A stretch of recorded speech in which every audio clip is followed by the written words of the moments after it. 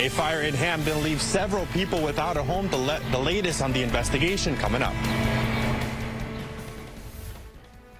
Thank you. We're following some breaking news in Hamden, where crews are on the scene of a fire on Mix Avenue. Shut down that busy road for quite some time. Channel 3 Eyewitness News reporter Christian Cologne is live there at the scene this morning with the latest information. So what do we know, Christian? Hi, good morning, Kaylin. Yeah, parts of those roads are still closed right here, but right behind me you can see that crews are still here. They've been here for more than 8 hours trying to see what exactly happened. You can see they're also wrapping up and putting down the staircase. But again, this call came in around 11:30 last night, and again, more than 8 hours here on the scene. The fire is out, but about 55 units are displaced. The number of people is still unknown. Luckily, no injuries. Most of them were able to go with friends and family, and some are with the Red Cross. Everyone here is displaced because of the water damage. They're not sure for how long. Several crews were on scene earlier, like North Haven, New Haven. Now it's just state police and Hamden Fire still on the scene. And in terms of the crews, they said that the crews went up to the 3rd floor and they found fire between the 3rd and the roof. It took a while because they had to pull the roof out. Here's the chief with more. It took a couple hours because we had to peel back layers of the roof and ceilings in the units. In total, there are 55 units here because of water damage from our work on the 3rd floor. Everybody's going to be displaced. And the cause of the fire is still under investigation. Again, state police and fire crews are still on scene. But once that information is released, we'll continue to bring you the very latest. But for now, we're live in Hamden this morning. Christian Cologne, Channel 3 Eyewitness News. Tonight, new details on a massive fire in Hamden overnight.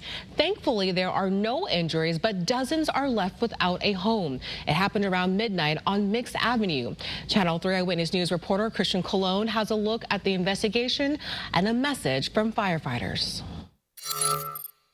For more than 8 hours, crews were on scene battling the flames as well as trying to determine the cause of the fire. Now the Connecticut State Police is investigating. The call came in around 11:30 Saturday night. Fire crews found the flames traveling through the 3rd floor and the roof. It wasn't until 2 hours later Bonza showed up to an unpleasant surprise. And I see a cop car and a fire truck, so I thought, oh, there might be an accident going on. And the more I drove up, there's 8 or 9 fire trucks littered all over the street, and I look up and my roof is on fire. Bonza says this 4-alarm fire was chaos. Families were left in the dark outside without their personal belongings. Luckily, no damage to his place, but once quickly allowed inside, he saw the nearby devastation. You look down the hall through the darkness because the lights are out, and you can see bits and pieces of sunshine because the ceiling has a hole in it and you can see the sunlight coming through.